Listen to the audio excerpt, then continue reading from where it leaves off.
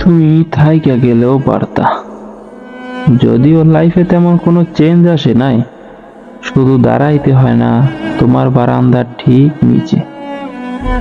চায়ের দোকানদার এখনো অবাক হইয়া জিগে, কিরে, বিড়ির লগে তুইও পুরোস? তুমি থাইকে গেলে হয়তো এইসব হইতো না। আমিও একটা চাকরি খুঁজে নিতাম, সকালে বাহির হইলে সন্ধ্যায় বাড়ি ফিরতাম। তুমি হয়তো আমারই ভালোবাসতা, এখন যেমন বাসো অন্য কাউরে।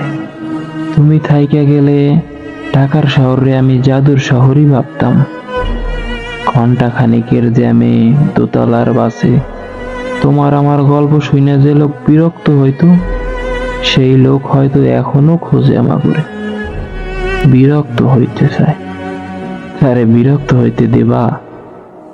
তুমি থাইকে গেলে আমরাও সেন্ট মার্টিন ঘুরতে যাইতাম, সমুদ্রে ভাসতাম, রোদে ঘুরতাম, দেখতাম দেখতাম তোমার ডানা গজাইতেছে, তুমি উড়তাছো। না, এইসব কিছুই তুমি হইতে দিলা না। ঢাকায় আগের মতোই জ্যাম আছে, বাসের সিটগুলা এখনো খালি থাকে, শুধু তুমি আর আমি সেখানে নাই। তোমার বারান্দার নিচে এখনো শ্যাওলা জমা থাকে, পইরা থাকে বাদামের ল্যাংটা খোসা, পইরা যায় মানুষের বিড়ির ধোয়া।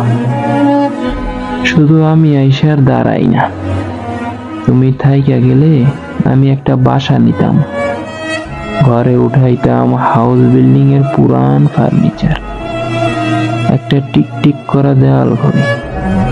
তুমি এইসব করতে দিলা না, আমার পয়সা বাঁচাইলা। আমি হালার জানবারও পারলাম না তুমি আমার এত ভালোবাসো। হ, আমি হালার জানবারও পারলাম তুমি আমারে এত ভালোবাসো।